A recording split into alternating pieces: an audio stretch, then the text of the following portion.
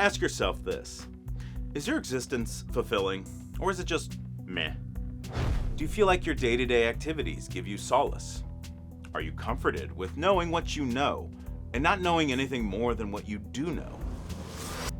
Perhaps you're having sensory overload. Maybe it's time for a break.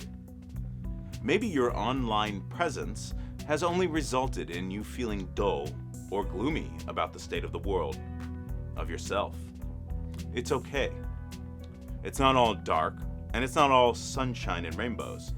Sometimes we just have to make the best of our situation.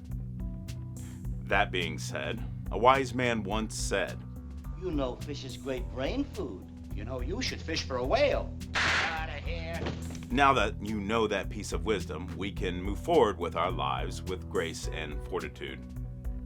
So is the world truly meh? Have we reached the end of history? If we don't destroy the planet with ecocide or nuclear war, then it could be considered the end of history.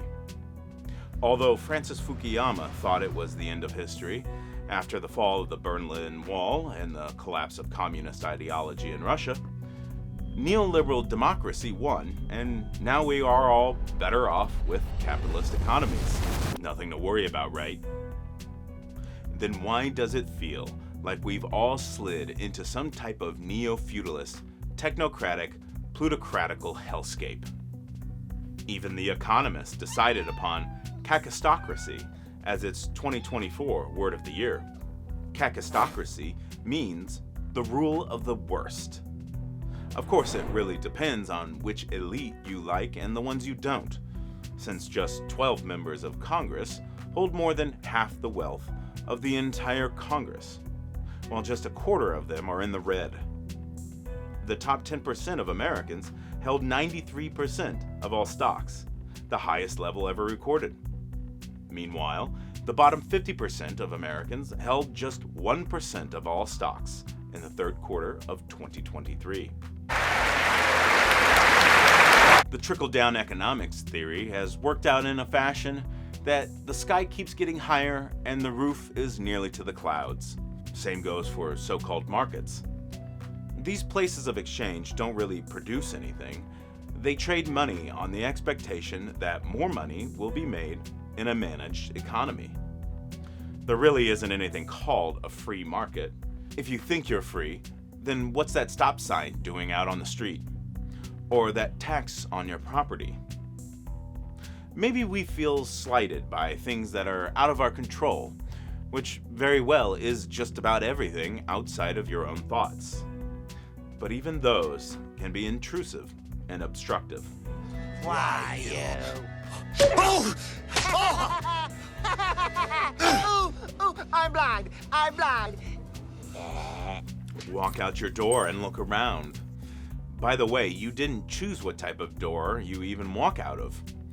There was a predetermined set of choice doors for you to buy for your house, or it was just there before you moved in to a predetermined set of factors that allowed for your home to look and operate a certain way, which ultimately contributes to you feeling isolated, dull, living in a construct, or unequivocally imprisoned.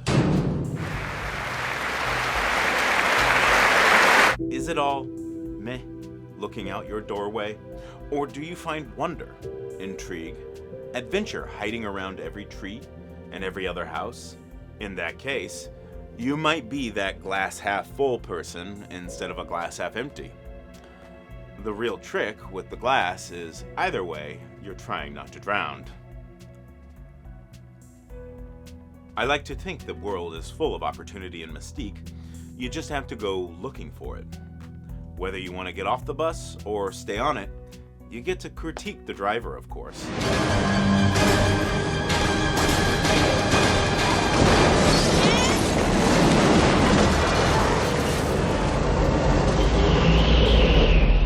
You have a choice every day to do something extra or ordinary. You might as well wake up and look for the bizarre, the fun, the compassionate, the truthful, because you've already been someplace, and we are all going someplace. We are well on our way somewhere in the universe. A person on the equator rotates around the Earth at approximately 1,660 kilometers per hour. The Earth orbits the Sun at roughly 107,000 kilometers per hour.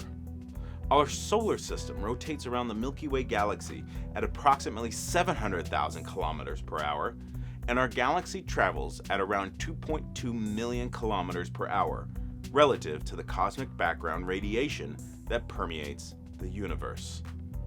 If you truly think the world is just meh, then perhaps it is time to take a different point of view. Michael Parenti typically ends his talks with this to say: Speak truth to power, mobilize, organize, never be sad. Remember what the great Italian communist Antonio Gramsci said: you have a pessimism of the mind, but an optimism of the will. You see the worst, you consider the worst, you work against it, but in here you work for what is freedom, what is justice, for what is right. It is our destiny, it is our future. The future itself depends upon it. Thank you.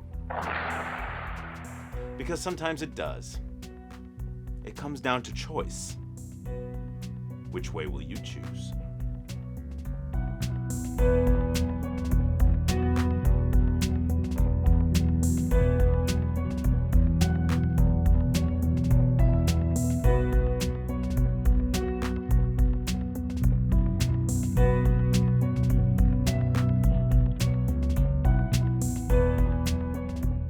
Videos are trying to help you decipher and realize the meh about the world.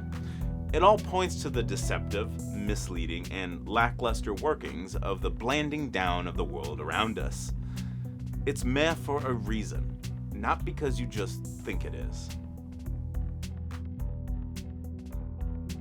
Okay, thank you for watching. Let me shout out some channel members now that I have members now. Thank you to Zinger419, CM Taylor, Lynette Sanders, and Audrey Taylor.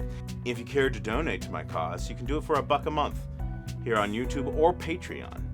Actually, preferably Patreon, where you'll get similar perks as well. It's just that with YouTube, they take much more of a giant cut of the money that helps continue the channel, expand on content and ideas, keep the lights on, and of course, treats for Minerva. Speaking of which,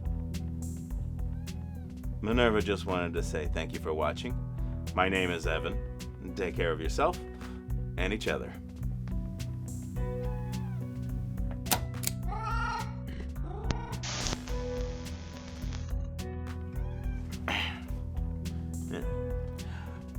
And Happy New Year.